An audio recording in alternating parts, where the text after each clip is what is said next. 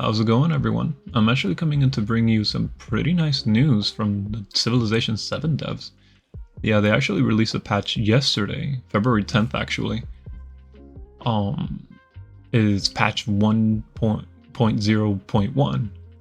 It's got some really awesome stuff so far that shows a pretty good step in the right direction for the Civ community with this game, with the new game.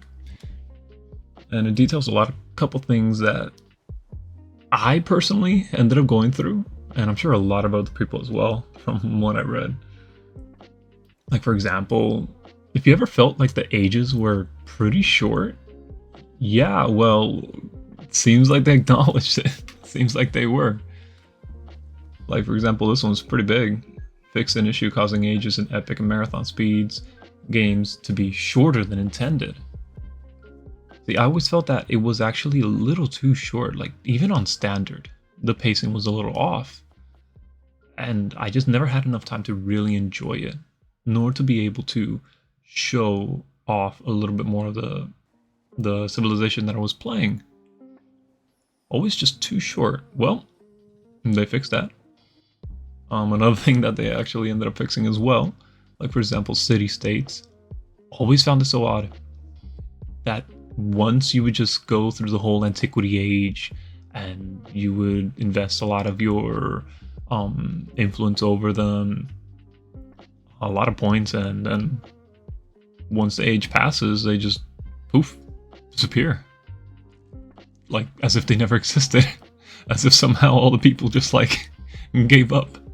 They were just like, this is exploration age, that's not the age for us. No, we'll stay in the antiquity, in the annals of time. Yeah, well, now they actually turn into friendly independent powers on age transition. So instead of just disappearing completely, which I always found just so odd. But yeah, we have that now.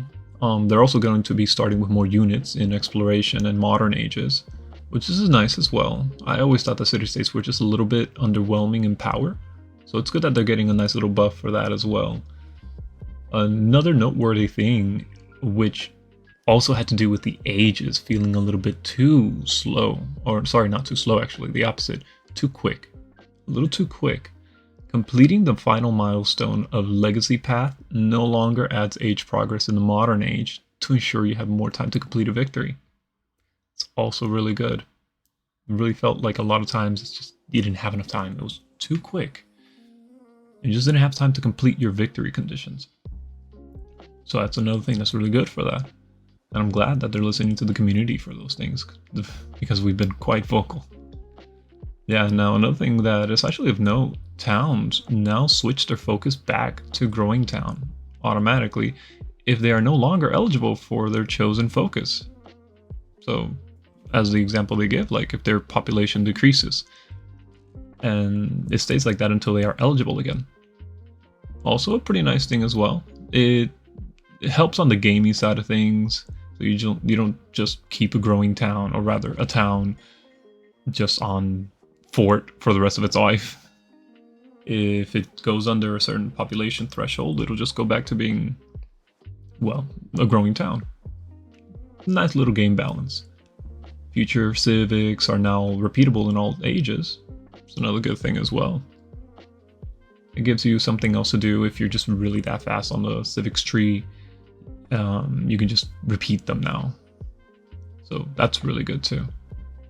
The cost of future tech and future civic will now increase more when repeated as well, so can't just game it. It's good. They're adding a lot of good quality of life things now, and also genuinely needed game balance changes, which is very much needed for the game help to be able to keep it fun and fresh. Civ, I've been playing it, but Civ 7, I've been playing it, but it's really fun. I'm liking it, but it's sort of like a fresh coat of paint, you know? It's really nice, but after a while, it sort of wears out and peels a little bit, so you have to reapply that fresh coat of paint. And this is what they're doing so far. Because, quite honestly, they didn't apply too much paint to begin with, in my honest opinion. Great game, great foundation, but a lot to be desired. But yeah, They changed also improvements to rail networks aimed at increasing the reliability of settlements connecting to the rail network over water by building ports. Yeah, that should apply as well, as long as the capital either has a port or is connected by rail to a settlement with ports. That's nice too. It gives you more use out of your towns. Gives them a little bit more things to be relevant to. It also gives you more flexibility on placing your capital as well, so you don't just have to have it close to the coast. You can just really set it further inland, and just use your settlements, your towns, in order to go ahead and connect it to other towns or cities elsewhere in the world. Big thing. Though I actually don't even think that's this big. Isn't this big of a change? Made improvements to the loyalty crisis in the Antiquity Age, including giving the ability to purchase villas in towns during this crisis, giving another way to manage the happiness of your settlements. See, I actually never found an issue with that. I actually think that they should have probably have went the other way, the opposite way with this. Because right now, at least in my experience, it's so easy to stack happiness. I've never once had an issue with happiness, and if I did, I just easily build a happiness building, and that's it. Or connect another luxury good or bonus resource that gives happiness, and that's it. Problem solved. I even stacked all the unhappiness modifiers from the loyalty crisis in the Antiquity Age, and I still was positive by a large margin. I think my lowest happiness in my city was, I think it was 15 or 17. That's pretty high. I had a total of like 86 happiness. This actually goes on to another thing they need to improve with the AI. I had like a total of 86 happiness in total for my empire. The next leading civ in happiness was at, I believe, 21. 21. Yeah, that's huge. I really think they don't need to give more benefits towards happiness to players. I think it's the opposite. I think they need to actually rebalance it to where it's more difficult to gain happiness and retain it. I think that would go a long way for balancing that, because right now it's just too easy. Yeah, they've also changed a note about cross-play multiplayer. So, to expedite updates to the PC experience, we will sometimes deploy patches to PC, is what they say, at a different cadence than we do on consoles, including today's patch 1.0.1. As a result, crossplay between PC players and console players is temporarily disabled. This will have no impact on console players attempting cross-platform play with other console players, nor on PC to PC multiplayer. That's nice. I think they definitely need to prioritize PC more. Right now, for example, the UI is horrendous. Absolutely horrendous. It's crazy how they shipped it out at the state that it is right now, but it feels a lot like it was just a choice made just to make it streamline between all consoles, between all platforms. This really feels like a UI choice made for consoles. And then so for them to, I suppose, cut down on production costs, they just went ahead and streamlined the whole thing, just put it on for PC as well. When it really just doesn't work for PC. I could see it working more for consoles because of course, the peripherals. But for PC, it's just not. It's not the UI for you to put on. For PC players. So they really, they should be focusing more on PC.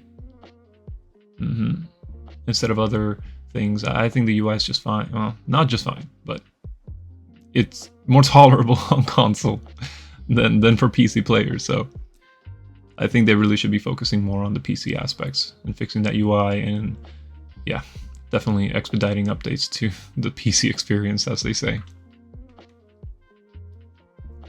Yeah, so far there's some other tweaks. such as, AI will now offer high-value cities less often during peace deals, which is another good thing, quality of life, not to make it as easy. In modern era, AI will now declare war less often at the start of the age, which is good. AI will now consider, in modern era, ideology more before declaring war or offering peace. So if neither party has an ideology, it decreases their desire for war. But if they have opposing ideologies with the players, it increases desire for war and decreases desire for peace. So it's good. It makes them less complacent and more reasonable instead of giving their high value cities during peace deals.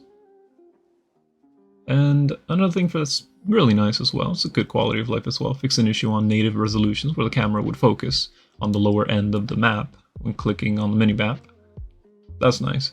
It's a good quality of life improvement. They did a lot of other things as well down here for the UI, like replace things with simplified Chinese font with the font used in Civ 6, while they work on additional improvements for future updates. So it's like a hot fix basically for that UI for simplified Chinese font. It's great for the people that use that. I didn't have that problem, of course, because I just don't use simplified Chinese font. I just use English. But it's great for that. They've also done a couple other different UI fixes. You can actually check them out all down here. Oh, right here. You can check them all out down here. The most notable ones, though, are district health bars, which would remain on screen after being healed.